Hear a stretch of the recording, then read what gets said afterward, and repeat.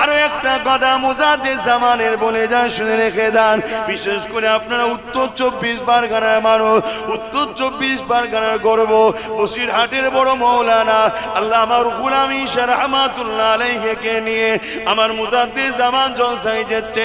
দাদা হুজুর পীর কিবলা যখন জলসাতে যাচ্ছে, সাথে বসিরহাটের বড় মাওলানা আল্লামা রুহুল আমিন শেখ হুজুরের সাথে যেতে লেগেছে।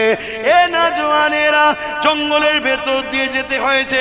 এমন একটা সময় দেখা যায় গরুর গাড়ি করে যেতে লেগেছিল। গরুর গাড়ির যিনি চালক ছিলেন, সে লাফ মেরে ওই গরুর গাড়ির উপরে যে ছাউনি করা ছিল পর্দা দিয়ে, খিরা দিয়ে, তার মধ্যে লাফ মেরে ঢুকে পড়েছে। মুজাদ্দিদ জামান বলতে লেগেছে, বাবার কি হয়েছে রে বাবা, আর তোমার গরুগুলো এত লাফালাফি করছে কেন রে বাবা, কি হলো? এই মানুষটা বলতে লেগেছে, হুজুর আর বাঁচার কোনো উপায় নেই। কেন, কি হয়েছে বলো?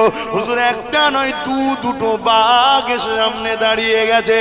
এ যুবকেরা, তরুণেরা, এই কথা শুনে তুমি আমি তো ভয় খেয়ে যাব।